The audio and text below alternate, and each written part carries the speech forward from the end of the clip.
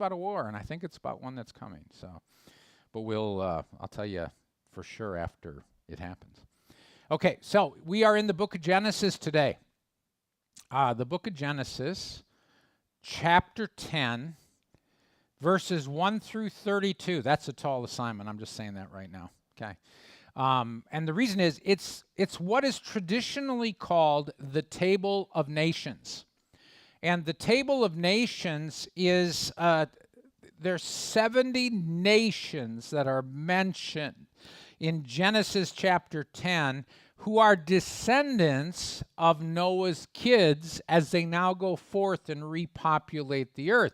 So that section is called the Table of Nations as we see 70 nations that God speaks about and who they were descended from, Shem, Ham, or Japheth.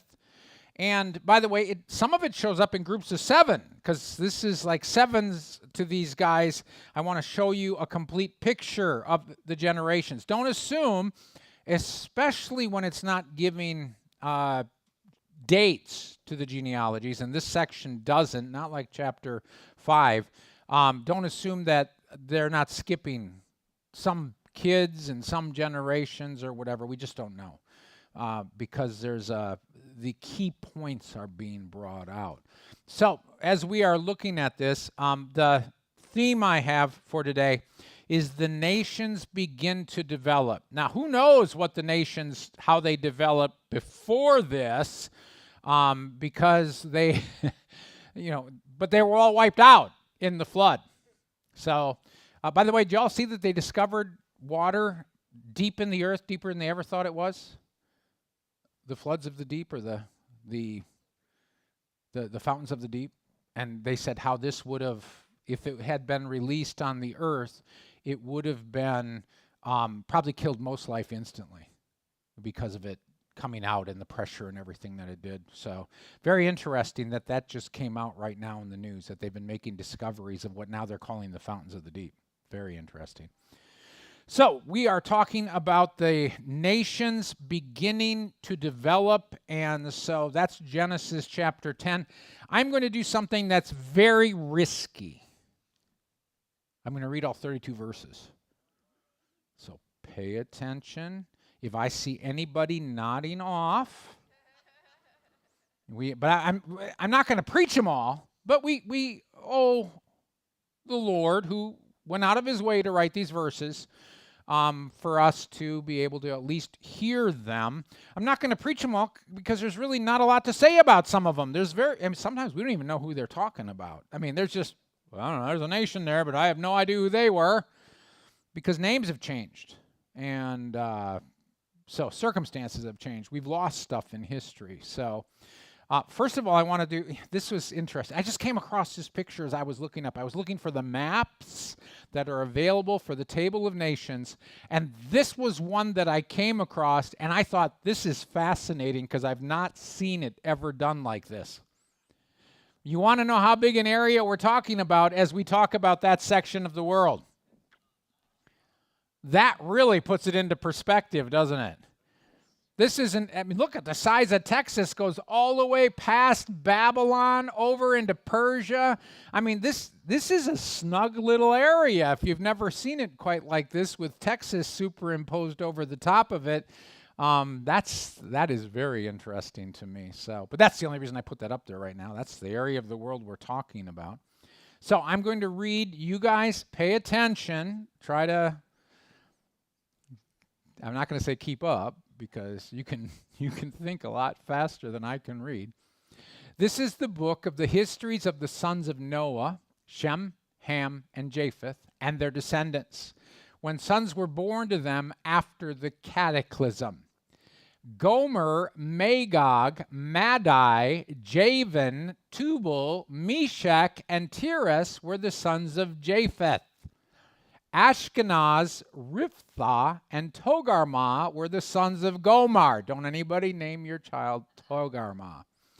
Elisha, Tarshish, Kittim, and Dodanim were sons of Javan. From these descendants of Javan, the islands of the nations separated themselves among their lands, each man according to his language. according to their extended families in their nations. Cush, Mithraim, Put, and Canaan were the sons of Ham. Seba, Havilah, Sabeth, Ramah, and Sabteka were the sons of Cush. Sheba and Dedan were the sons of Ramah. Cush also fathered Nimrod. He grew to be a mighty man in the land. He became a mighty hunter in the eyes of Yahweh. Therefore it is said, like Nimrod, a mighty hunter in the eyes of Yahweh. Just like it's said today all the time. Babel, Erech, Akkad, and Calneh in the land of Shinar were the start of his kingdom. From that land he went out into Assyria, and he built Nineveh, the city plaza, Calah, and Rezin, located between Nineveh and Calah, which is an important city. Mitzrayim fathered Ludim, Anamim, Lehabim, Naphtuhim, Pathrusim, and Kasluhim. The Philistines came from them, and the Caphtorim. Canaan fathered Sidon, his firstborn, and Heth, and the people of Jebus, the people of Amor, the people of Girgas, the people of Hivi, the people of Archi, the people of Sinai, the people of Arvi, the people of Zamari, and the people of Hamathi. Later, the extended families of the people of Canaan were spread from there. The borders of the people of Canaan were from Sidon on the way to Gerar, as far as Gaza on the way to Sodom, Gomorrah, Admah, and Zeboim, as far as Lasha. Are you still with me? Good. These are the sons of Ham, according to their extended families, according to their languages, by their lands, by their nations.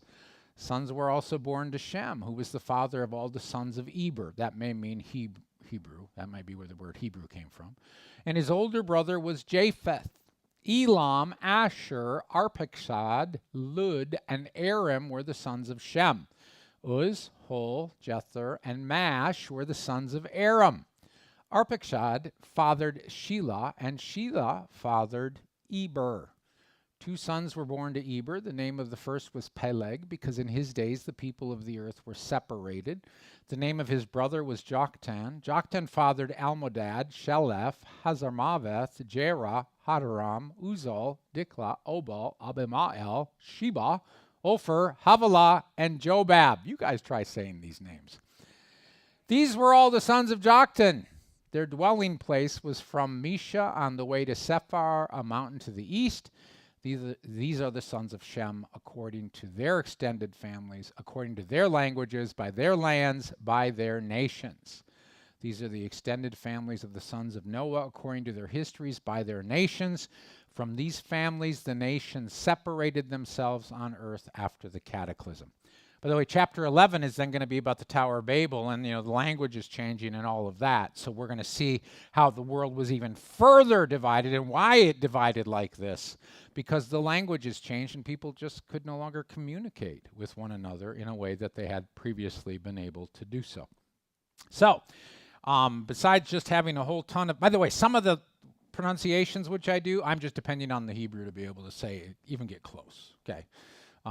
Because you look at some of those names and say, how do you even pronounce that? And because I've got some experience with Hebrew, I'm able to say, I'm just going to lean on the Hebrew and go with it. Because these are, well, you've heard a lot of preachers, they get to names like this and they say, and whatever that is. And I understand. Okay, let's go back to the beginning and talk about this table of nations a little bit more. It says this is the book of the histories. That's Toledoth. Okay, if remember I've talked about Toledoth. They show up in Genesis at key places. This is the book of the histories of the sons of Noah, Shem, Ham, Japheth, and their descendants, when sons were born to them after the cataclysm. Gomer, Magog, Madai, Javan, Tubal, Meshech, and Tiras were the sons of Japheth. You got some names in there that are familiar from other later scriptures, but these are the histories, the Toledoth of the sons of Noah, Shem, Ham, and Japheth. This is after the cataclysm, and it's very clear that Noah did not have any more children. All of the descendants came from Shem, Ham, and Japheth. So God wanted us to understand that, the three kids, or the three surviving children at least, that Noah had were all with him, and now their descendants were going to propagate the earth, not any more descendants from Noah. If you want to, Madai is the Medes. That's all the way over Persia. The Medes and the Persians show up in biblical history, especially in the exile and freeing them after the Babylonian captivity. Magog, Gog and Magog, that helps you understand that those aren't necessarily symbolic names. Gog and Magog, we think, oh, these are symbolic. No, these were actual nations. And when it says in Ezekiel that Gog and Magog are going to show up, he's talking about people groups and places that are going to be coming against Israel. And so anyway, we'll get into that more. From these descendants of Javan, the islands of the nations separated themselves among their lands, each man according to his language, according to their extended families in their nations. So Javan pushed west into the Mediterranean and also east, but you heard me mention last week that Javan became pretty much Europe. And so the sons of Japheth, we are, for the most part, not all of us, obviously, if you're descended from Jewish people, or from the Jews, you are from Shem. If you are, we'll see the map in a minute, you can get an idea of which son, and that doesn't mean there wasn't great intermixing anyway. There's a pretty good chance all of us have all the DNA of all three sons, just because so much time has passed in history and so much intermarriage and mixing between the clans. So, but Javan pushed west into the Mediterranean, the islands of the nations. They separated according to their languages. Now, you understand this is foreshadowing chapter 11. Because up until right now, they have one language. I mean, goodness, they're one family on an ark. And then when they get off the ark, that one family has one language. So there is no further development. I would suspect up until that time when a kid was born, the language was kind of hardwired. So that there may not even have been a natural progression of language like we expect it today. And we get our regional dialects. That all may be a result of Babel. So that the languages keep separating and keep separating. I mean, have you ever heard? Be careful. Some people from the South, let's say Louisiana, and when Boston? What'd you just say? And then if you live in England, good Lord, the Cockney accent, it's like, huh? Okay, but this is English. Okay, this is our language. And yet it continues to separate because that's the way it works. There's an evolution of language now. But I suspect before the flood there wasn't an evolution of language. I suspect it was kind of a hardwired thing that everyone would quickly, children born would learn quickly from their parents, but then it was in them and it would not have devolved. That was an after Babel thing, that the Lord took away something or added something that was going to keep the languages changing. And so anyway, they're building nations. That's what they're doing. They're going out and they're building nations. Let me show you the first map that I'm using today. And this one will show up a couple different times because it's really good with the color pattern that you can see the difference. Obviously, Japheth, you can just see that broad sweep of where he went. Javan went west, and then other tribes of Japheth went to the east. You can see Shem and where he pushed into, and then you can see Ham and the different places he pushed into. Notice even Shinar is golden. That's Babylon, okay, the area of Babylon. And then the whole area of Canaan was Ham, and we saw that last week with all the ites, okay. I translated that different today. The people of instead of ites, okay. So, but that's like Hamathites, Canaanites, all of that stuff. There's the list. Arvadites. I would translate the people of Arvi or the people of Zemari. But anyway, most translations, Arvadites, Zemarites, Archites, ites. So this tells you where things were happening. So Japheth, as we hear about his kids, they're populating the upper areas of there. And it is, it helps us understand a little bit. The Table of Nations. Where are these nations developing? Japheth stayed to the north for the most part, which, by the way, most people in the United States are descendants of Japheth, because we are mostly, up until recently, our largest influx, of course, was from European nations. Still is, because even if they're coming from South America, it's still Spain and Italy and Portugal that had a major impact down there. Okay, Cush, Mitzrayim, Put, and Canaan were the sons of Ham. Seba, Havilah, Sabton, Raamah, and Sabtika were sons of Cush. Cush also fathered Nimrod. He grew to be a mighty man in the land. This guy's an enigma. He became a mighty hunter in the eyes of Yahweh. Therefore it is said, like Nimrod, a mighty hunter in the eyes of Yahweh. Babel, Erech, Akkad, and Calneh in the land of Shinar were the start of his kingdom. From that land he went out into Assyria, and he built Nineveh, the city plaza, Calah, Rezin, located between Nineveh and Calah, which is an important city. Okay, this guy is a very interesting figure. Calls him a mighty man. He grew to be a mighty man in the land. Might have been the first king, the first gatherer of people. There's a lot of discussion about what it means about Nimrod, but it says he was a hunter in Yahweh's eyes. You understand? This means it's connecting him to Yahweh. So we have a tendency to think that this was a bad guy, but it connects him so closely to Yahweh that you have to ask yourself, this is an interesting character. And then he's called a hunter. Dawn had a visionary experience the other day, and she saw a guy hoeing. And he was hoeing, and he was hoeing, and he was hoeing. Y'all know what? You ever hoe a garden? For the most part, it's to turn over the dirt. It's to get rid of the weeds. It's pretty much backbreaking labor, especially if you're living in an area where it's the ground's a little bit more difficult. But he's hoeing, hoeing, hoeing. Then she switches to a picture, and the picture is of a guy who is deer hunting, and he took a bow, and he aimed at a deer, and he killed it. And then the question was asked her, which is easier?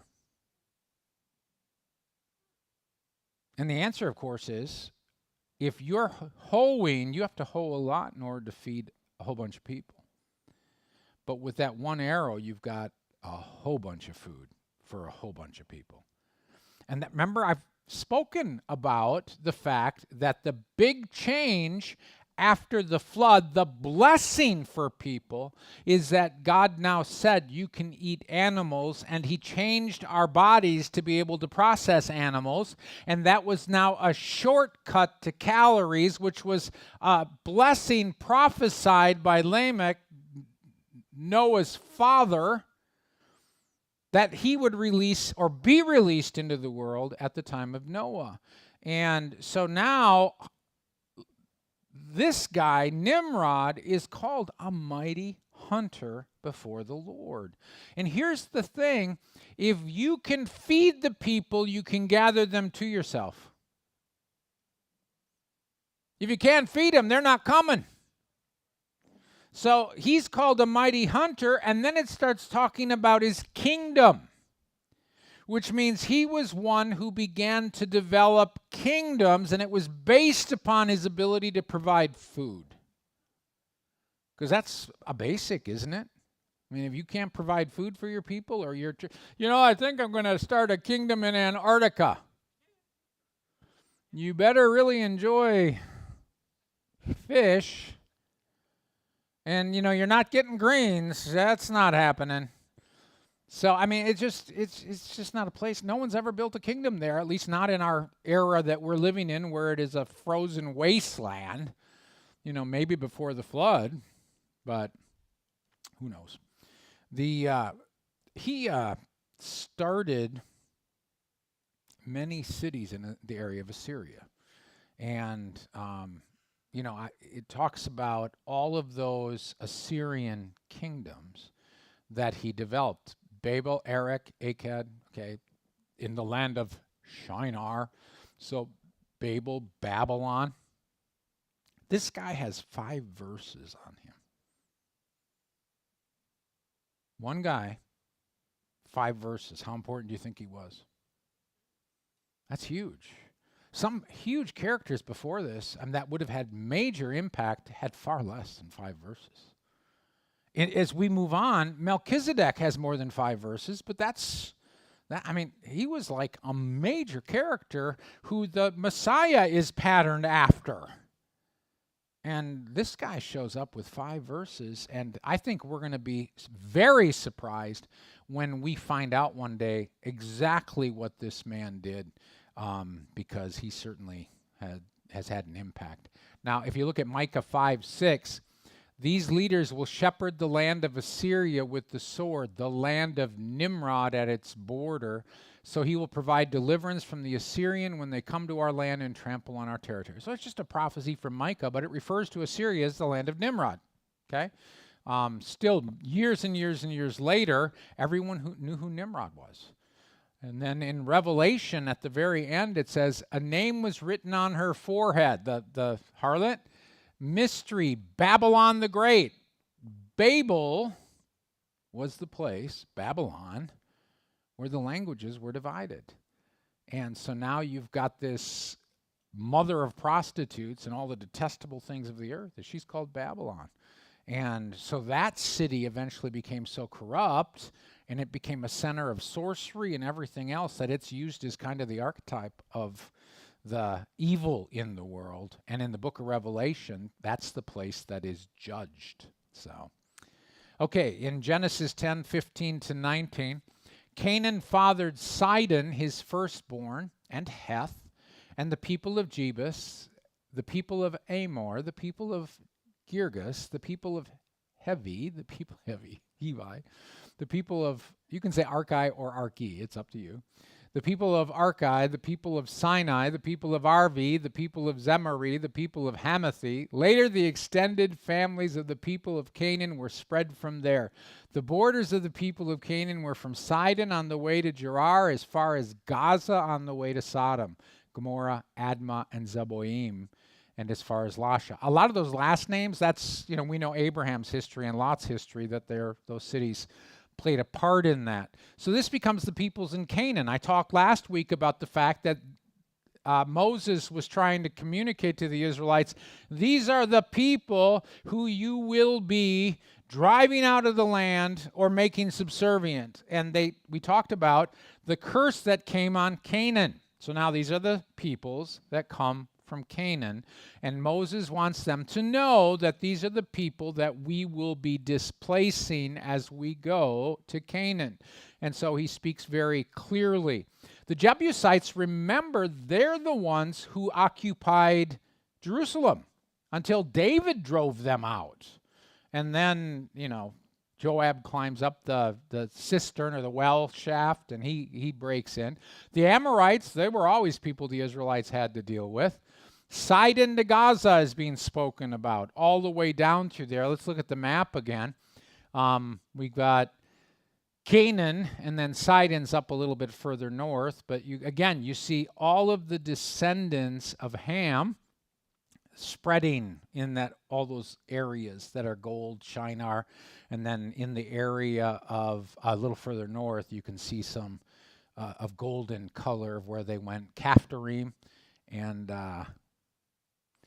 Elisha is with Japheth. That's Cyprus and, the other islands out there just by Greece. Okay, sons were also born to Shem, who was the father of all the sons of Eber, and his older brother was Japheth. The two sons were born to Eber. The name of the first was Peleg, because in his day the people of the earth were separated. The name of his brother was Joktan. So Eber, like I said before, many people think that's how the word the Hebrews started, were from Eber. It's controversial. And when I say controversial, it's often discussed, and sometimes scholars fight over it. Okay, because that's what scholars do. And so I think it sounds perfectly reasonable. Peleg sounds like the Hebrew word for separated, which is why he was named Peleg. And so in his day, the earth was separated. Now, it's interesting. Have you ever seen the continental drift pictures? And what do they call the giant unified continent was Pangaea, okay? And then you see how everything split. I've often wondered if that's not what's being described here, okay? That this is what's being talked about. An alternate and probably based on the next chapter is that that's when the languages were divided and that everyone split into different sections of the earth. You could go just with the statements that are presented here. In his day, the people of the earth were separated. It could be talking about the land masses, or it could be talking about the languages. Because of chapter 11, I go with the languages. I lean toward that simply because it's so close contextually. And so we have to lean in that particular direction. But that lets us know that even up until Peleg's birth, the people still did not have a separate language. They still weren't trying to build Babel and build a tower to the heavens. And we'll talk about what that means next week. It means a lot more than a tower to the heavens. So the earth was separated, like I said, foreshadowing chapter 11. And, okay, so here we have the children of Shem, and pretty much the area that they're filling up, except you can see there's green names throughout, not green, golden names and some others in there as they kind of mix with each other even as they go. These are the extended families of the sons of Noah according to their histories by their nations. From these families, the nations separated. Separated is misspelled. They separated themselves on the earth after the cataclysm. So this is often called the Table of Nations, and this is especially the Table of Nations that Israel would have known. We read a lot of those names and we go, where were they from? I mean, even sometimes when you see the maps, there's question marks. Because it's like, we think they were there, but we don't know for certain. However, it's very interesting to me that in what scripture is that from? In one of the Psalms, I didn't write it down, it talks about the nations being separated according to the number of the sons of God. And that's intriguing, to put it mildly. That's not what the Hebrew says. It says according to the number of the sons of Israel. It doesn't fit very well with the whole story, but both the Septuagint and the Dead Sea Scrolls, two very ancient witnesses. Remember, the Hebrew that we have now is pretty much from only 1,000 years ago. It was edited. But these ancient sources, the Septuagint and the Dead Sea Scrolls, both say according to the number of the sons of God. And that ties us right into the book of Enoch, which is not scripture, but the book of Enoch points out that there were 70 angels who were in charge of the nations, and these 70 nations, which we've just gone through, were under the care or protection of the angels. One angel per one nation. And so, again, very interesting, very intriguing, but we have such a limited view of how the heavenlies work. Because why? We're in the earthlies. But we have such a limited view of how the heavenlies work. But it's clear in the book of Enoch, they believe that the 70 nations were divided based upon the numbers of the sons of God, which is another name for the angels. So, just wanted to be able to share that with you. By the way, of the 70 nations, 26 of the 70 were descended from Shem, 30 from Ham, and 14 from Japheth. So, just the way it is. So that is the Table of Nations. Now, it's Deuteronomy 32:8. When the Most High divided the nations, while he scattered the sons of Adam, he placed the borders of nations according to the numbers of the angels of God. Okay, Deuteronomy 32:8. Or the sons of God. Either word means the same thing. for this context. Deuteronomy 32:8, it's not a psalm. So I did have it up there. Yeah, it's surprised myself. One other look at the table of nations. These are the descendants of Shem, Ham, and Japheth. Notice on the left-hand side, it's purple for Shem, gold for Ham, green for Japheth. And you can see how every one of the 70 is named in all of that. Havilah is down there in Saudi Arabia, down on the bottom. Cush, of course, is Ethiopia today. Whenever you hear about Cush in the Bible, it's the Ethiopian area that's being talked about. Mitzrayim, of course, is Egypt. You got Lehabim, Ludim, all these mixed through there. So it helps us understand, how did these nations scatter? There's Nimrod, but he was in charge of Babel and Assyria and all of those areas. Certainly the Ninevites and all of that. So, good stuff. Thank you, Lord, for this opportunity to be able to go through the table of nations and understand a little bit more about how you populated the earth. I ask on this day that you'd help us appreciate how we came to be, how each and every one of us has been built from the DNA of Shem, Ham, and Japheth, that you preserved them to be our forefathers. And so, Lord, I ask that as their father Noah was righteous, that we would be righteous reflections of the sons of Noah. In your name, amen.